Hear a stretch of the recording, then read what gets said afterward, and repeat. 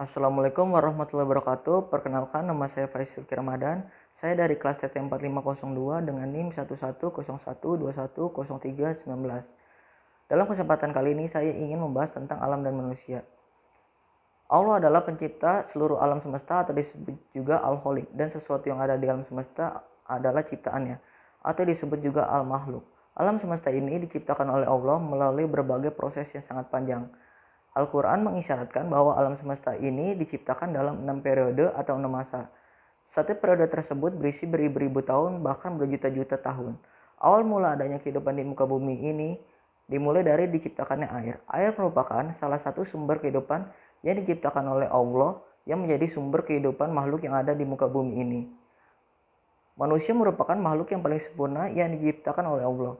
Manusia diciptakan oleh Allah dengan akal. Akal yang ada pada manusia difungsikan untuk bagaimana cara mengelola alam semesta dengan bijak, sehingga dapat memberikan manfaat kepada makhluk lain yang ada di alam semesta ini. Proses penciptaan manusia melewati beberapa tahap. Proses penciptaan manusia dimulai dari tahap sulala atau saripati makanan, yang kemudian saripati tersebut berubah menjadi mutfah atau sperma. Lalu terjadi konsepsi atau pembuahan dan masuk ke dalam rahim dan menjadi embrio. Kemudian berkembang membentuk alaqah atau segumpal darah. Kemudian berproses menjadi mudghah atau segumpal daging. Kemudian dari segumpal daging tumbuhlah izoman atau tumbuh tulang belulangnya. Kemudian tulang-tulang itu dibungkus dengan daging.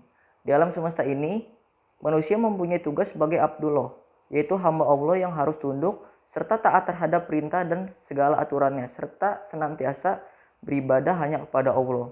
Ada beberapa istilah-istilah manusia dalam Al-Quran yang merupakan arti lain dari manusia. Yang pertama, manusia disebut dengan istilah basarun, dan istilah ini diulang sebanyak 36 kali dalam Al-Quran. Istilah basarun ini menjelaskan bahwa manusia adalah makhluk biologis. Dan yang kedua, manusia disebut dengan istilah anas. Istilah ini menjelaskan bahwa manusia adalah makhluk sosial, yang artinya manusia tidak bisa hidup tanpa makhluk lain. Dan yang ketiga, manusia disebut juga dengan istilah Bani Adam. Istilah ini menjelaskan bahwa manusia adalah makhluk rasional atau makhluk yang memiliki akal budi. Dan yang terakhir adalah manusia disebut dengan istilah insan. Hal ini menjelaskan bahwa manusia adalah makhluk spiritual. Manusia juga menempuh beberapa tahap dalam kehidupannya. Manusia melalui perjalanan yang begitu panjang dari alam ke alam. Tahap yang pertama yaitu alam ruh. Pada tahap ini, manusia berada di alam gaib dan tidak ada manusia yang mengetahui dengan pasti di mana alam gaib ini berada. Selanjutnya tahap kedua yaitu alam rahim. Pada tahap ini, kehidupan manusia sudah diketahui yaitu dalam kandungan seorang wanita. Manusia yang hidup dalam kandungan ibunya diperkirakan 9 bulan lamanya. Selanjutnya tahap ketiga yaitu alam dunia. Pada tahap ini, manusia melewati fase di mana ia dilahirkan dan ia diwafatkan oleh Allah. Dan di alam ini juga manusia diberikan ujian oleh Allah. Ajaran agama merupakan salah satu landasan manusia untuk melewati ujian yang Allah berikan.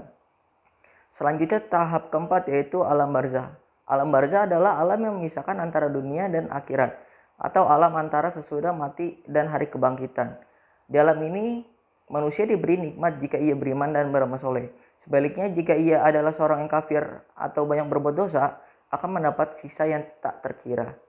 Yang terakhir yaitu adalah alam akhirat. Alam akhirat adalah alam setelah kebangkitan manusia dari kuburnya untuk mendapatkan balasan, di mana jasad dan ruhnya digabungkan kembali. Di alam inilah yang menentukan bahwa manusia masuk surga atau masuk neraka. Sekian dari saya, apabila ada salah kata mohon dimaafkan. Wassalamualaikum warahmatullahi wabarakatuh.